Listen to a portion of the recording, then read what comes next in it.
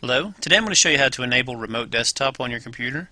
So let me start by clicking Start, right click Computer, and go to Properties.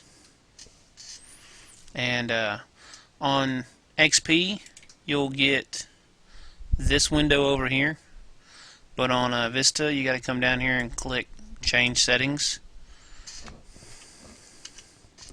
So and then we want to go to the Remote tab. Now Remote Desktop is available on Windows XP Pro, Windows Vista Ultimate, Business, or Enterprise, Windows 7 Ultimate, or the Business editions of Windows 7.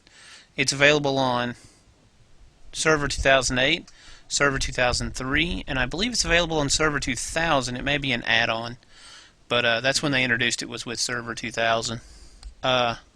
But it's not available on Windows 2000 Pro. You can get the viewer, but you can't get the server on it, which means that you can't remote desktop into a 2000 Pro machine, but you can remote desktop with it. So in Vista, they introduced a new remote desktop. This is the old XP desktop, which they claim is less secure, and they introduced this new version, which is supposed to be more secure. But I like the old less secure because I worry about my Linux machines or my Windows XP machines not being able to connect. So I'm going to click Apply and OK.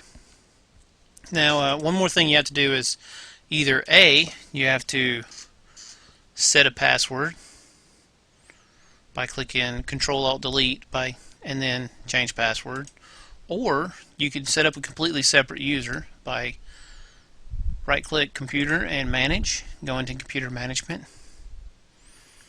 Actually, I need to pull up Computer Properties again and change System Settings to show you this. So go to Remote, and we're going to set up another user on this computer. So here's Computer Management, Local Users and Computer Groups, Users, right click, New User. We'll call this one Remote, and give them a password.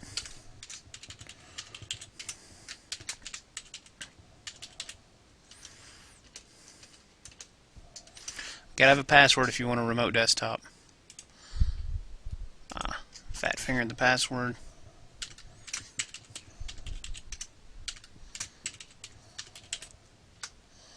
There we go. So I have the remote user, and I can give permission to the remote user. Currently I'm an administrator, but I don't have a password, so if I had a password I'd automatically have remote login rights, but I want to do select user and add and remote. Yes, there we go. So the remote user's there. Click OK and OK.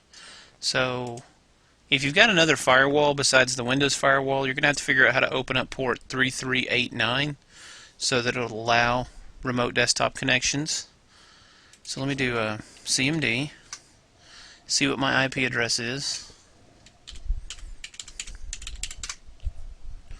192.168.0.181. So I'm an administrator currently logged in the computer. No one else can remote desktop until I log out, until all administrators log out. Only one person can remote desktop into a client OS at a time. So log off, and then I'm going to minimize this window.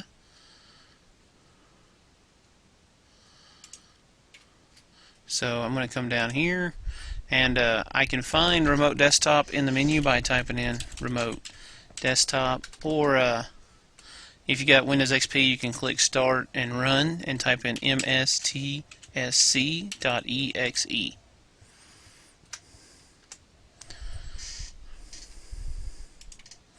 So it's 192.168.0.181? Yes.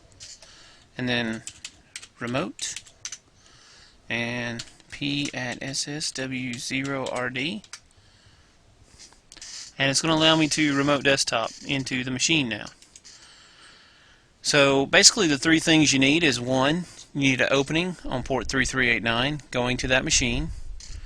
You need a remote desktop allowed on the machine, and you need a user who has the ability to remote desktop and a password.